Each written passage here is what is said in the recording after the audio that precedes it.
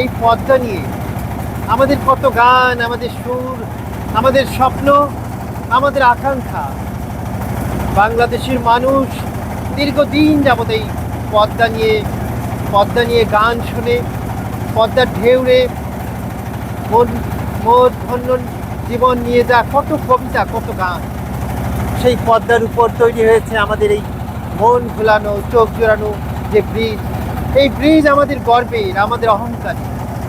কিন্তু দুঃখ, এই আমাদের অহংকারের ব্রিজ নিয়ে আমরা আমাদের আমাদের দীন চরিত্র যখন বের হয়ে আসে, এর পেছনে আমাদের গৌরব নিয়ে যখন আমরা অহংকার করব, তখন ম্লান হয়ে যায় আমাদের এ সমস্ত অপকীর্তির কথা। তবে স্বপ্ন তো আমরা দেখি, স্বপ্ন আরও দেখি যে আরেকটা ব্রিজ আমাদের তৈরি হবে।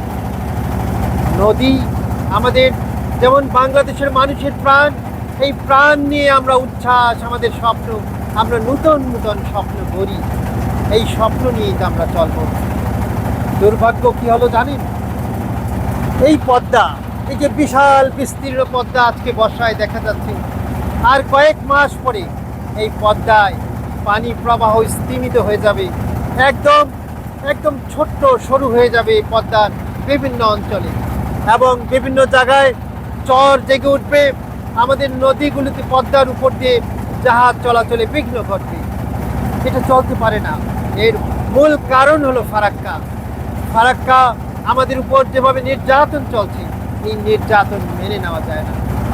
আমাদের নদীকে রক্ষা করতে হবে, খাল খনন করতে হবে। নিশ্চয়ই আমরা আমাদের দেশকে ভালোবাসি, আমরা এটা বলতে পারি যে এই নদীকে দূষণ করা যাবে না। এই নদীকে যারা প্রতিবন্ধকতা সৃষ্টি করে, আমাদের নদী পথের গতিকে যারা ব্যাহত করতে চায়, আমরা তাদেরকে ঘৃণা করি। বন্ধুরা, আপনাদের সবাইকে অনেক অনেক ধন্যবাদ। ভালো থাকুন, সুস্থ থাকুন।